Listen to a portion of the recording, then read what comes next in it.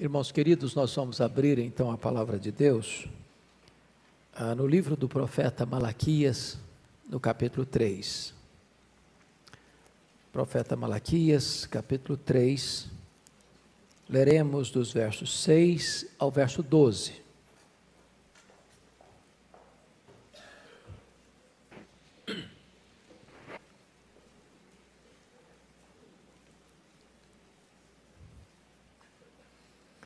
Malaquias 3, 6 a 12. Porque eu, o Senhor, não mudo, por isso vós, ó filhos de Jacó, não sois consumidos. Desde os dias de vossos pais vos desviastes dos meus estatutos e não os guardastes. Tornai-vos para mim, e eu me tornarei para vós outros, diz o Senhor dos Exércitos. Mas vós dizeis, em que havemos de tornar? Roubará o homem a Deus? Todavia vós me roubais e dizeis, em que te roubamos? Nos dízimos e nas ofertas. Com maldição sois amaldiçoados, porque a mim me roubais, vós a nação toda. Trazei todos os dízimos à casa do tesouro, para que haja mantimento na minha casa, e provai-me nisso, diz o Senhor dos Exércitos. Se eu não vos abrir as janelas do céu e não derramar sobre vós bênção sem medida, por vossa causa repreenderei o devorador, para que não vos consuma o fruto da terra. A vossa vide no campo não será estéril, diz o Senhor dos Exércitos. Todas as nações vos chamarão felizes, porque vós sereis uma terra deleitosa, diz o Senhor dos Exércitos. Amém. Meus amados, o livro do profeta Malaquias traz a imagem para nós de um grande tribunal. Todo o livro versa sobre esta ideia de Deus estabelecendo um tribunal e chamando o seu povo para uma audiência, e interrogando o seu povo, e diante da pergunta de Deus, vem a réplica do povo e vem a tréplica de Deus. Todo o livro se desenvolve dentro dessa estrutura. Se não, vejamos. Olha aí comigo o capítulo 1, verso 2, a primeira audiência. Eu vos tenho amado, diz o Senhor, mas vós dizeis, olha a réplica. Em que nos tens amado? Não foi Esaú, irmão de Jacó, disse o Senhor, todavia amei a Jacó. Eis aí a tréplica de Deus. A pergunta, a réplica e a tréplica. Segundo lugar, olha aí o capítulo 1, verso 6. O filho honra o pai e o servo ao seu senhor. Se eu sou o pai, onde está a minha honra? E se eu sou o Senhor, onde está o respeito para comigo? Diz o Senhor dos Exércitos a vós outros, ó sacerdotes, que desprezais o meu nome. Mas vós dizeis, em que desprezamos nós o teu nome? Versículo 7, terceiro lugar. Ofereceis sobre o meu altar pão imundo, e ainda perguntais, em que te havemos profanado? Nisso que pensais, a mesa do Senhor é desprezível. Veja em quarto lugar, comigo, capítulo 2, versículo 17. Enfadais o Senhor com vossas palavras, e ainda dizeis, em que o enfadamos? A tréplica de Deus. Nisto que pensais, qualquer que faz o mal, passa por bom aos olhos do Senhor, e é desses que ele se agrada. Ou, onde está o Deus do juízo? Quinto lugar, olha aí comigo, quinta audiência, capítulo 3, versículo 7. Desde os dias de vossos pais vos desviastes dos meus estatutos e não os guardastes. Tornai-vos para mim, e eu me tornarei para vós outros, diz o Senhor dos Exércitos. Mas vós dizeis, em que havemos de tornar? Sexta audiência, capítulo 3, verso 8. Roubará o homem a Deus? Todavia vós me roubais e dizeis, em que te roubamos? Nos dízimos e nas ofertas. Preste atenção, sétimo e último lugar, capítulo 3, versículo 13. As vossas palavras foram duras para mim, diz o Senhor, mas vós dizeis, que temos falado contra ti? Notem vocês então que o livro todo trata deste confronto de Deus com o seu povo. Que povo é este? Esta é a segunda geração que veio do cativeiro da Babilônia.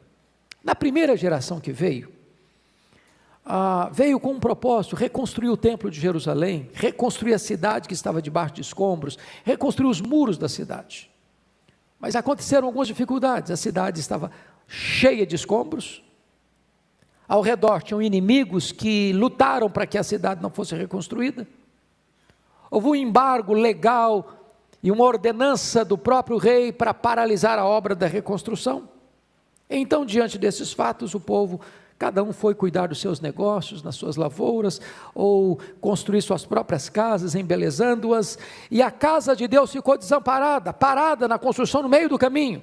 Então Deus levantou o profeta Ageu para exortar o povo, Deus levantou o profeta Zacarias para encorajar o povo, e a obra de Deus foi feita. Porém, a geração seguinte estava numa situação muito pior do que a primeira geração que voltou. Aquela geração não honrava mais a Deus. O culto acontecia, eles iam ao templo, eles faziam os seus sacrifícios, mas eles não honravam mais a Deus. Eles sabiam que Deus requeria primícias. Aí um animal ficava cego ou doente, e eles pensavam: vai morrer mesmo? Vamos dar para Deus. Eles ofereciam pão imundo no altar de Deus. Eles estavam desprezando também as alianças feitas na vida conjugal. O divórcio estava se tornando muito comum e incentivado entre eles, e o profeta precisou se levantar para dizer que Deus odeia o repúdio. E uma das áreas mais sensíveis que eles estavam falhando era exatamente na fidelidade a Deus. Então eu gostaria que você olhasse comigo a restauração fundamentada no caráter imutável de Deus. Olha aí comigo a partir do versículo de número 6. Porque eu, Senhor, não mudo, por isso vós, os filhos de Jacó, não sois consumidos. Uma coisa maravilhosa, irmãos, é que às vezes nós claudicamos na nossa relação com Deus. Somos infiéis, somos desobedientes, somos ingratos. E Deus continua nos amando. Deus continua nos protegendo. Os puritanos diziam assim: não há nada que você possa fazer para Deus amar você mais, não há nada que você possa fazer para Deus amar você menos. Então, exatamente a imutabilidade de Deus conosco, porque Ele é imutável em seu ser, Ele é imutável em seu caráter, Ele é imutável em seu amor, é que nós temos esperança.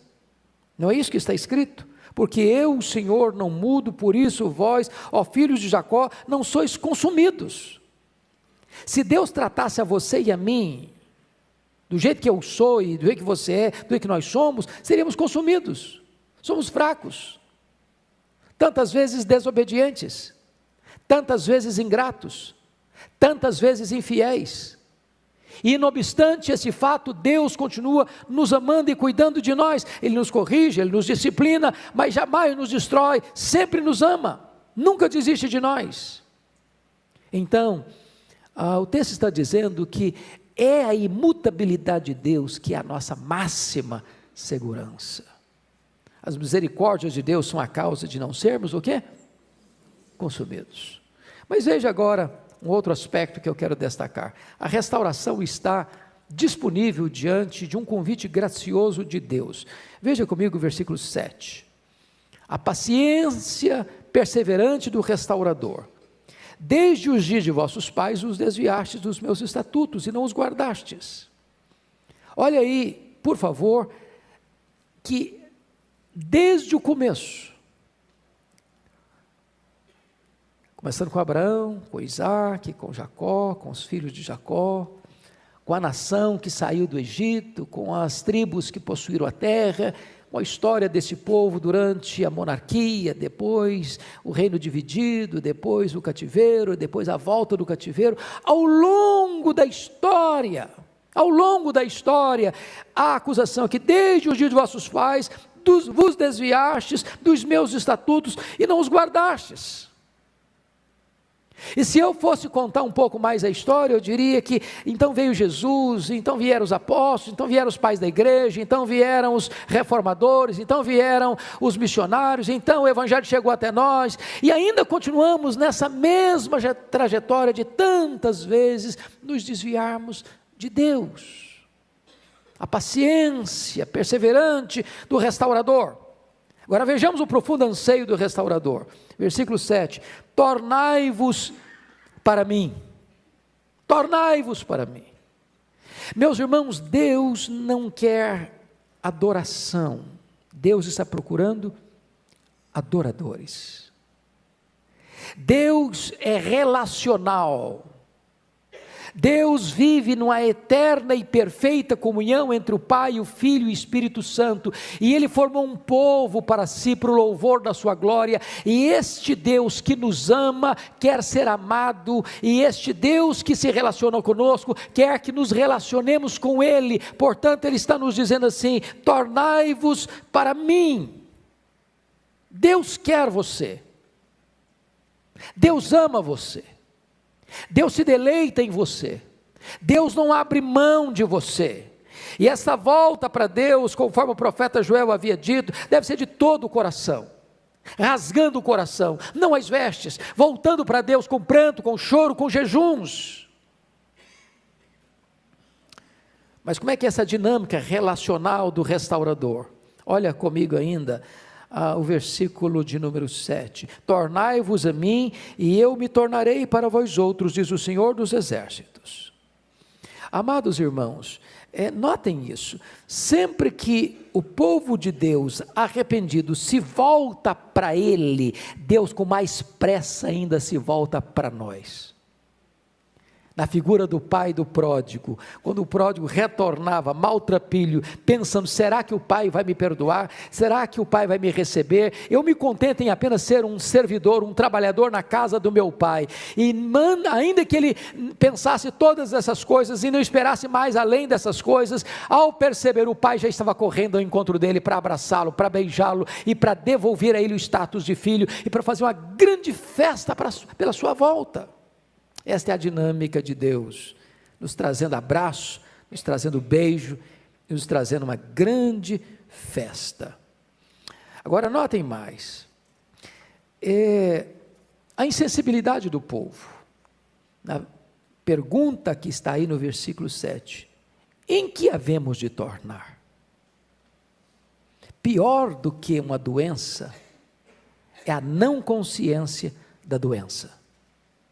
Pior do que o pecado, é não vê-lo, é não reconhecê-lo, é não admiti-lo, é não confessá-lo, é não abandoná-lo.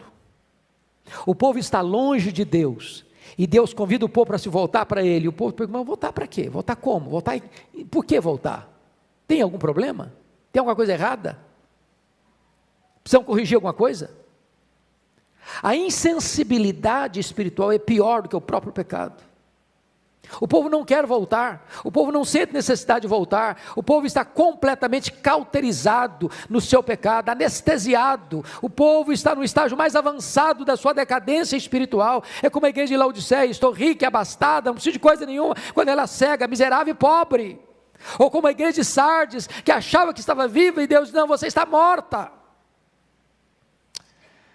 Mas, amados irmãos, notem vocês que a restauração passa não só por um retorno do coração para Deus, mas também de forma prática passa pela fidelidade na devolução dos dízimos, conforme os versos 8 a 10. Mas eu chamo a sua atenção para um ponto. Eu vou começar a tratar aqui de um assunto muito sensível nos dias de hoje, muito sensível, porque muita gente hoje fala de dinheiro, e Deus não se preocupa com o dinheiro, sabe, irmãos? A Bíblia diz que o ouro e a prata pertencem a Deus. Deus não está em crise financeira. O banco do céu não está quebrado. Deus não entra em conflito por causa de dinheiro. Tudo é dele. Tudo é dele.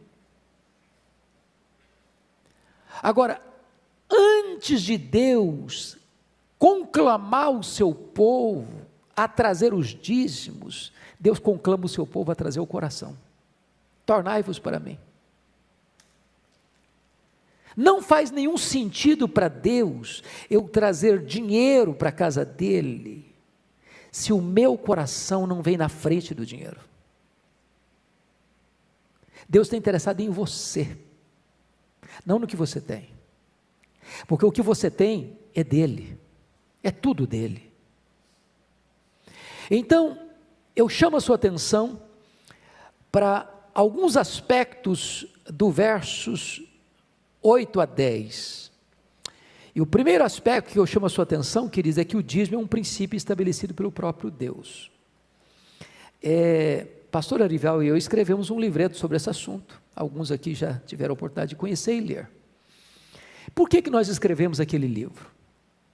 Porque quando você põe na internet, por exemplo, nas redes sociais, que você é a favor do dízimo, ou você é um dizimista, e você prega sobre o dízimo, e você defende a doutrina bíblica do dízimo, chamam você de herege, chamam você de explorador, chamam você de louco, chamam você de ultrapassado, chamam você de mal entendedor e mal intérprete das Escrituras.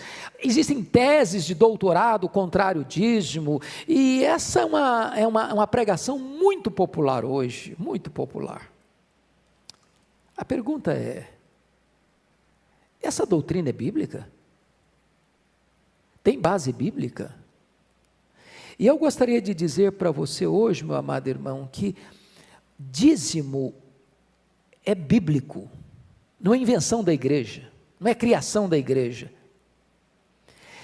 É constrangedor até pregar isso hoje no contexto brasileiro, porque vocês e eu conhecemos tantas igrejas que exploram as pessoas, que tem um propósito maior do que pregar o evangelho e arrecadar dinheiro, que avalia um culto bem sucedido ou mal sucedido pela quantidade de dinheiro que arrecadou. Igrejas que na hora da devolução dos dízimos gastam mais tempo nessa hora de arrecadar dinheiro do que qualquer outra parte da liturgia, constrangendo as pessoas. Parece que a finalidade daquele pregador é arrancar o último centavo que a pessoa tem no bolso. Igrejas e empresas, igrejas cuja finalidade é arrecadar dinheiro, igrejas que começam a congregação, um ponto de pregação, outra igreja que se chamam de filial, e como uma franquia, se está dando lucro, aberto, se não está dando lucro, fecha. Não, igreja não é empresa, igreja não é mercado, nós não tratamos aqui de recurso financeiro, nós tratamos de fidelidade a Deus, a Deus. Então, é muito importante que você entenda que o dízimo é uma doutrina ensinada em toda a Bíblia, ensinada antes da lei, ensinada na lei, ensinada nos livros históricos, nos livros proféticos, nos evangelhos, nas epístolas, em toda a Escritura, em toda a Escritura. O dízimo é santo ao Senhor. Está escrito isso nas Escrituras, em Levíticos 27, 32, é santo ao Senhor. Sabe o que significa ser santo ao Senhor? Ele é separado para Deus. Eu não posso tocar naquilo que é santo a Deus, eu não posso me apropriar indebitamente daquilo que pertence a Deus. Foi o que Belsazar fez com os vasos do templo, e a Babilônia caiu. Foi o que Acã fez com que Deus disse, isso aqui é separado, e ele sofreu as consequências com a sua família. Então o dízimo é santo ao Senhor, é santo ao Senhor. O dízimo faz parte do culto, está lá em Deuteronômio 12, 6. Tem igrejas que têm constrangimento em arrecadar os dízimos na hora do culto, parece que fica cheio de dedos, cheio de constrangimento, faz parte do culto, é elemento do culto. Nós adoramos a Deus com os nossos dízimos e as nossas ofertas, é um ato de adoração. Aliás, a Bíblia nos ensina que nós deveríamos dar com alegria. Eu estava pregando há um pouco menos de um mês em Angola. Eu achei muito curioso que no domingo de manhã nós tivemos 3 denominações históricas reunidas para um culto em conjunto. A igreja presbiteriana, a igreja reformada e a igreja cristã reformada. E chegou a hora da oferta e do culto, de entregar os dízimos. E aí os irmãos que estavam de louvor colocaram a música desanimada. Aí o dirigente levantou e falou, meus irmãos, não, para. A gente entrega a oferta para Deus com celebração, com alegria. Vamos mudar essa música, vamos cantar com alegria, é a hora de ofertar. Trazei com alegria, a ideia de saltar de alegria, é um ato de adoração, é um ato de reconhecimento que tudo é de Deus, tudo vem de Deus, e de tudo aquilo que Deus pôs nas nossas mãos, Ele diz, essa parte aqui, 10%, o dízimo é meu, é santo, você não pode tocar, você precisa devolver. O dízimo, amados irmãos, diz a Bíblia, é para o sustento da casa de Deus. Portanto, reter o dízimo é desamparar a casa de Deus, conforme disse Neemias no seu livro. Então, vamos olhar aqui algumas coisas nesse momento. Algumas pessoas usam as seguintes desculpas para não serem dizimistas. Pastor, eu não sou dizimista, sou convicto disso. Sabe por quê? Porque dízimo é da lei, e eu estou debaixo da graça. É um argumento interessante, não? O grande aspecto é que o dízimo antecede a lei. Antecede. Abraão pagou dízimo a Melquisedeque. Mais de 400 anos antes da entrega da lei. Não tinha lei cerimonial, nem a lei do decálogo tinha. A lei, o dízimo está na lei. O dízimo está nos evangelhos. Então, afirmar que o dízimo é da lei é uma impropriedade enorme. Sabe por quê? Jesus confrontou os fariseus assim, lá em Mateus 23, 23. Ai de vós, escribas e fariseus, porque dais o dízimo do endro, da hortelã e do cominho, e negligenciais o principal da lei, a justiça, a misericórdia e a fé. Devias fazer essas coisas, se omitir aquelas. Quando a pessoa diz assim, não, eu não entrego o dízimo, porque o dízimo é da lei, você pode responder também, bom, o decálogo também é da lei. Bom, a justiça, a misericórdia e a fé também são da lei. Se você está desobrigado de entregar o dízimo porque é da lei, você também estaria desobrigado a exercer misericórdia e justiça e fé, porque também são da lei. Ora, nós não podemos ser seletivos. Portanto, amados irmãos, aqueles que argumentam isso estão completamente equivocados no seu pensamento. Outros dizem, pastor, sabe por que eu não entrego o dízimo? O senhor não sabe a realidade que eu vivo numa magrela, não está dando nem para pagar as contas. Quando a pessoa chega a esse raciocínio, ela não entendeu ainda. Irmãos amados, dízimo não é sobra, dízimo é primícias. Diz a Bíblia assim, honra o Senhor com as primícias de toda a tua renda. Preste atenção no que eu vou lhe dizer. Se você esperar sobrar para ser dizimista, não vai sobrar.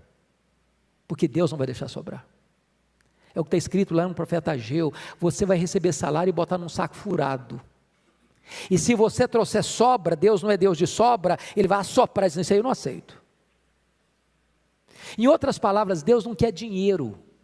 Deus quer a integridade do seu coração. Foi por isso que quando Ananias e Safira foram levar uma oferta aos pés dos apóstolos, eu não sei quanto era, mas não devia ser pouca coisa não, porque eles era um terreno. Aí eles combinaram entre eles, vamos reter uma parte, e vamos passar a ideia que estão dando tudo. Se fosse hoje, a gente botava o Ananias e Safira na frente, olha irmãos que generosos. Mas Pedro não entendia assim não. Pedro não estava preocupado com dinheiro, Pedro estava interessado em integridade. Então, amados irmãos, prestem bem atenção nisso, Deus quer o nosso coração, não é sobra, é primícia. Primícia é aquilo que você recebe, e diz, isso aqui não é meu, isso aqui é de Deus, então eu vou separar para Deus. Depois, você vai confiar que Deus vai suprir suas necessidades, e Deus supre. Deus supre. Outros dizem, pastor, sabe porque eu não sou dizimista não. Sou dizimista não, só por uma razão muito simples, pastor. Eu conheço muitos crentes na igreja que são dizimistas, tem uma vida financeira desse tamanhozinho assim, Eu não sou dizimista, sou empresário, sou rico, tenho muito dinheiro. Tem nada a ver uma coisa com outra. Deixa eu dizer uma coisa para você. A riqueza é uma bênção. Quando ela vem de Deus. Mas nem todas as pessoas ricas estão debaixo da bênção de Deus. Diz a Bíblia que aquele que quer ficar rico cai em tentação e cilada e atormenta a si mesmo com muitos flagelos, e muitos nessa cobiça se desviaram da fé. Mas a piedade com contentamento é grande fonte de lucro. O amor do dinheiro é a raiz de todos os males. Então preste bem atenção nisso. É melhor você ser um pobre fiel do que ser um rico infiel. Aliás, prosperidade não tem a ver só com dinheiro. Vocês são provas disso e conhecem tanta gente assim. Gente que tem muito dinheiro e é infeliz. Gente que tem muito dinheiro e não tem paz. Gente que tem muito dinheiro e não dorme de noite sem Lexotan. Gente que tem muito dinheiro e não tem harmonia dentro de casa. Gente que tem muito dinheiro e vive uma vida infeliz. Gente que tem muito dinheiro e tira a própria vida. Não tem maior riqueza do que você deitar a cabeça no travesseiro e dormir em paz. Não tem maior riqueza do que você saber que o que você tem está nas mãos de Deus, veio de Deus, e você considera que tudo é para a glória de Deus. Não tem maior riqueza do que você ter uma família unida, feliz, abençoada, honrada. Amados irmãos, Deus é Deus que abençoa, e a bênção dele vem em todas as áreas da vida. Tem gente que diz assim: pastor, eu não sou dizimista não, sabe por quê? Eu não sinto no coração. Eu não sinto no coração que eu devo ser dizimista. Deixa eu dizer uma coisa para você, meu amado. O crente não vive pelo sentimento, não. O crente vive pela fé. Eu nunca me esqueço um dia que eu estava no seminário de Campinas, eu era estudante ainda, seminarista, e foi pregar um pastor, conhecido de alguns de vocês aqui, já falecido, chamado Jacó Silva. E o negócio dele era pregar sobre dízimo. E ele pregou um sermão de 2 horas. Depois que ele explicou para lá, para cá, de Gênesis e Apocalipse, levantou um seminarista e disse assim: pastor, mas eu sinto no meu coração que eu não devo ser dizimista. Aí ele disse assim: ô filho, você sentiu errado, pode sentar. Sentiu errado. Nem tudo que a gente sente está certo, não. Então, a sua vida não pode ser governada por aquilo que você sente. A sua vida deve ser governada por aquilo que a Bíblia diz. Outro diz assim: pastor, eu sou o seguinte, dízimo eu não entrego não, eu dou oferta, eu sou um cara generoso. Então, deixa eu dizer uma coisa para você. Dízimo você não dá. Dízimo você entrega. É por isso que dízimo é dívida. Roubará o homem a Deus? Quando eu não entrego o dízimo, eu estou me apropriando indebitamente do que não é meu, é santo ao Senhor. Agora, eu não posso querer reter o que não é meu, não pagando a dívida, dando uma oferta, achando que está tudo certo.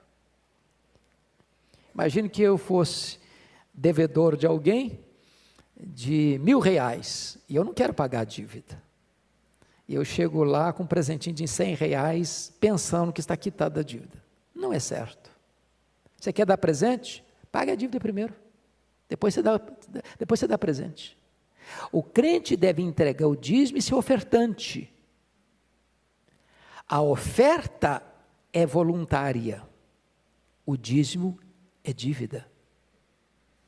Então ninguém pode sentir-se desobrigado de entregar o dízimo porque dá oferta. De forma nenhuma. Tem tantas outras justificativas. Talvez, eu não entrego o dízimo não, porque eu não concordo da maneira que o conselho dessa igreja administra o dinheiro. Bom, deixa eu dizer uma coisa para você. Deus mandou você entregar, mas não constituiu você juiz do dízimo que você entregou. Até porque não é seu. Se quem administra o dízimo não está sendo fiel na administração, Deus vai cobrar dessas pessoas. Mas o seu papel é ser fiel na devolução. Então notem comigo, amados irmãos, que haveriam tantas desculpas, e se você der uma olhadinha no livreto lá que Erival e eu escrevemos, você vai ver tantas outras. O texto aqui nos mostra alguns pecados em relação a essa questão do dízimo. O primeiro pecado é reter o dízimo. Olha o versículo 8. Roubará o homem a Deus, todavia vós me roubais. Em que te roubamos? Nos dízimos e nas ofertas. A palavra roubar aqui no hebraico é uma palavra interessantíssima. No grego você tem duas palavras para ladrão. Tem a palavra kleptes e a palavra lestes. A palavra kleptes vocês conhecem. Nós até psicologizamos isso, né? Fulano de tal é um cleptomaníaco, ele é um doente. Não deixa a carteira perto não, que ele pega. É o que rouba escondido. É o batedor de carteira. Mas o lestes, esse era o Judas Iscariotes, ele era um kleptes. A Bíblia chama ele de kleptes. Mas o Barrabás, que era um camarada assaltante à mão armada, é chamado de lestes. Esse é o cara que bota um revólver na sua cara e diz, me dá o que você tem, e toma à luz do dia. Esse é o lestes. A palavra roubar aí não é kleptes, na Septuaginta, é o lestes, é o assaltante, é o que toma força, é o que chega para Deus e diz, eu não vou entregar o que é teu, e daí? Afronta a Deus ainda. Roubará o homem a Deus? Então, reter o dízimo, amados irmãos, é uma afronta ao próprio Deus.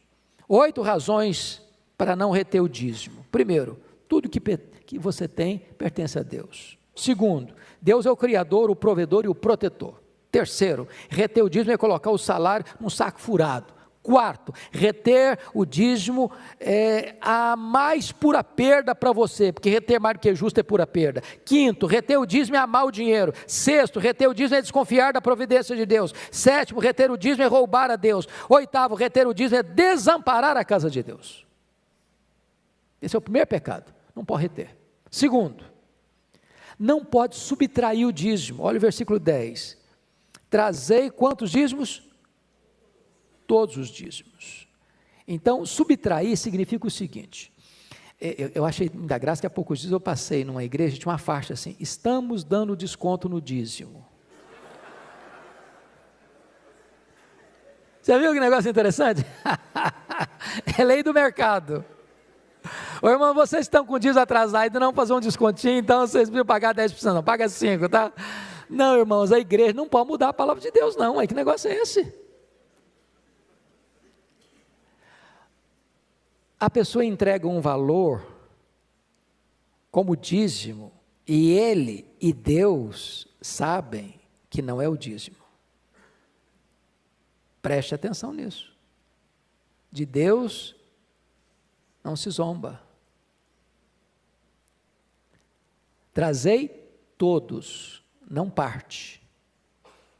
Então na hora que você botar no envelope lá, pensa bem se é dízimo. Porque é trazer todos os dízimos.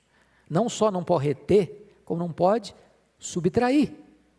Terceiro pecado é administrar o dízimo. Trazei todos os dízimos à casa do tesouro. Tem crentes assim, eu administro o meu dízimo. Primeiro que não é seu, é de Deus. E segundo, Deus não constituiu você administrador do dízimo. Tem que trazer a casa do tesouro. No caso lá de Israel, havia um templo, existia uma recâmara onde trazia alimentos e valores e gêneros para serem distribuídos. Mas louvado seja Deus, nós estamos vivendo uma época mais avançada, onde você tem moeda, onde você não precisa trazer 1 quilo de arroz ou uma tonelada de feijão para a igreja. Porque era uma época de cultura agropastoril. Mas a casa do tesouro é a igreja que você frequenta. É a igreja que você é membro, é a igreja que você é alimentada, é a igreja que você é pastoreada. Porque às vezes a pessoa diz, não pastor, eu sou dizimista, sim senhor, eu sou assim. Só que eu faço o seguinte, eu pego 10% e mando 5% para a junta de missões estrangeiras, eu pego 2% e mando para a junta de missões nacionais, eu pego 3% e mando para os índios. Ok, deu 10%, mas você não obedeceu o que a Bíblia mandou.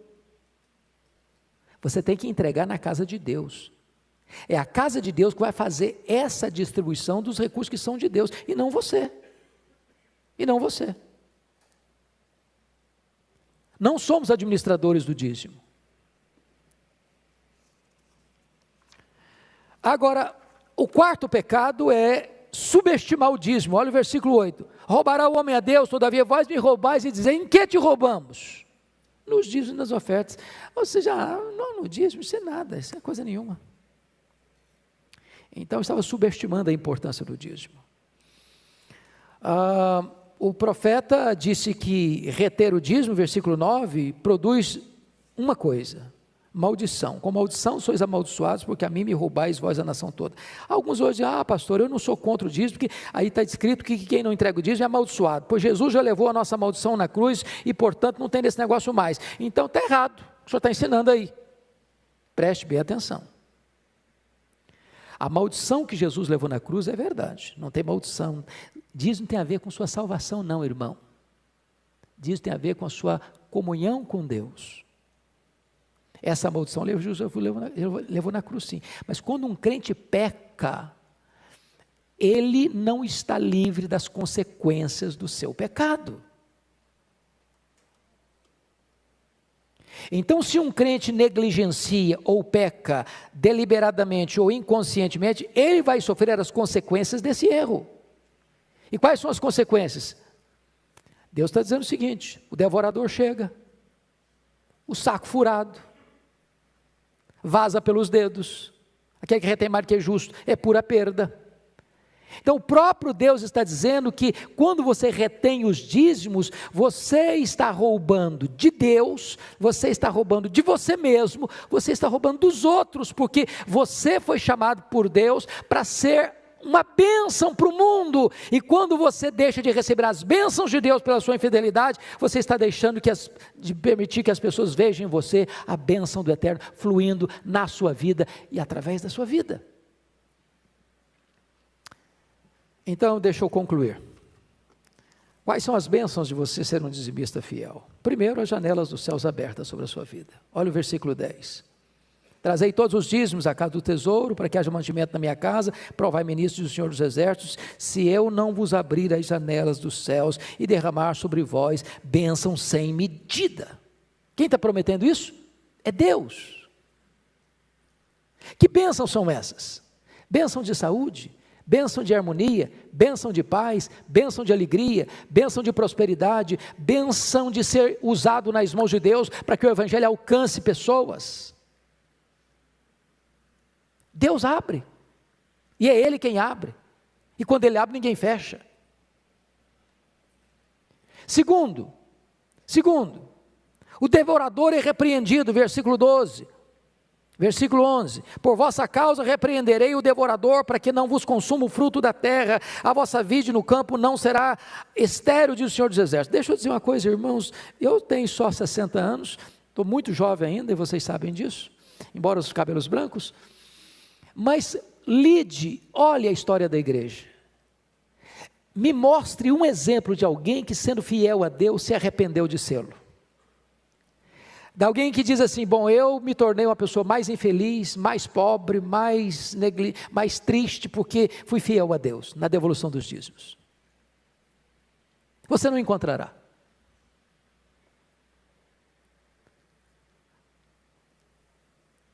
Entenda isso. Deus não precisa de dinheiro, Deus quer fidelidade.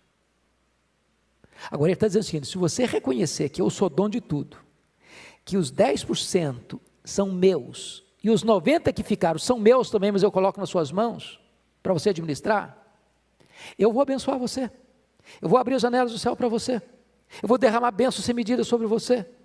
Você vai ser visto como alguém abençoado, e as pessoas vão olhar para você, todas as nações o chamarão felizes.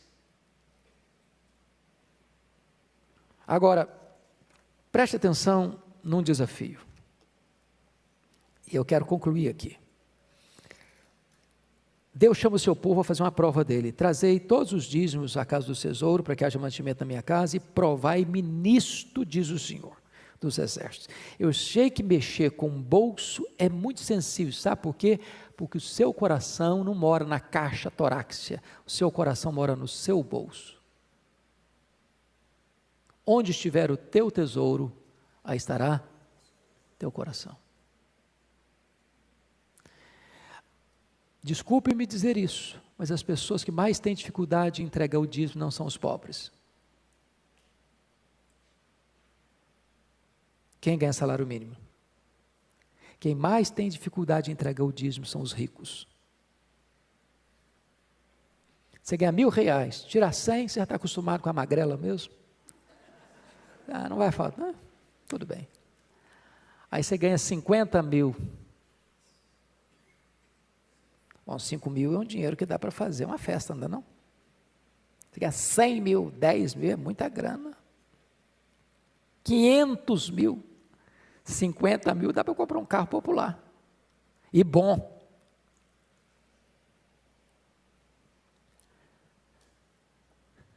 Dízimo, irmão, é 10%. Seja de muito ou seja de pouco. E Deus está dando uma palavra para você e para mim. Deus sabe a dificuldade que a gente tem com esse negócio de dinheiro. É por isso que a Bíblia fala mais de dinheiro do que no céu. E por isso ninguém mais falou de dinheiro do que Jesus. Você está com dificuldade, irmão? Faça uma prova de Deus. Faça uma prova de Deus. E veja se Deus fala sério ou não. Se a palavra de Deus é confiável ou não. Eu sou muito grato a Deus por participar da história desta igreja nesse momento. E eu sou muito grato a Deus por pertencer a uma igreja, e vocês sabem disso, onde há transparência, integridade no trato com o dinheiro. De qualquer membro desta igreja poder chegar para a tesouraria desta igreja e ter ciência de onde foi cada centavo que entrou na tesouraria. E de vocês saberem que todo o dinheiro de Deus, não seu, não meu, de Deus, que entra é para a obra de Deus, é para a expansão do Evangelho, é para plantar novas igrejas, é para que o Evangelho alcance mais gente. Louvado seja o Senhor. Então, a Arival diz sempre que nós não estamos falando de dinheiro para nós. Pastor de igreja presbiteriana não lida com dinheiro, não mexe com dinheiro, não toca em dinheiro. O dinheiro que entra é para a obra de Deus, é para o serviço de Deus, é para a proclamação do Evangelho de Jesus Cristo. E sabe, irmãos, nós somos uma igreja que está crescendo e queremos expandir mais. E para que essa igreja expanda mais, do ponto de vista de organização humana e do ponto de vista da bênção do eterno, é preciso que os seus membros sejam fiéis. Fiéis. Nós aguardamos isso dessa igreja.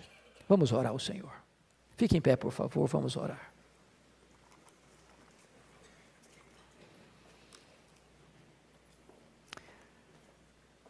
Ó Deus, nós te rendemos graças pela tua palavra. E nós te rendemos graças porque um dia fomos alcançados pela tua graça e nós estávamos completamente arruinados, sem esperança, perdidos nas trevas, escravos do pecado. E tu tiraste a nossa alma da morte.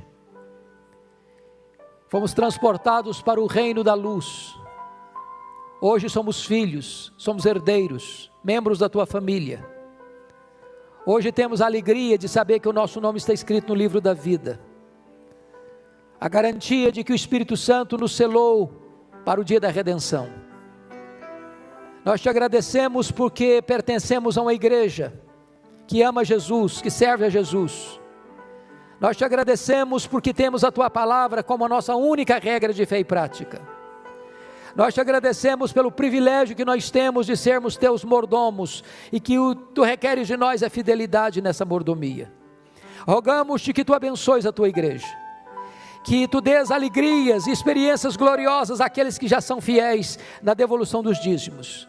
E aqueles, meu Deus, que ainda não tiveram esta compreensão, ou ainda não tomaram essa decisão, que nesta manhã, ó Deus, assumam contigo um compromisso de fazerem prova de ti, e de experimentarem a bênção que é a fidelidade na devolução dos dízimos. Abençoa a tua igreja, abra as janelas dos céus e repreende o devorador, e manifesta a tua glória na tua igreja, para que ela possa ser uma bênção para o mundo, em nome de Jesus, amém.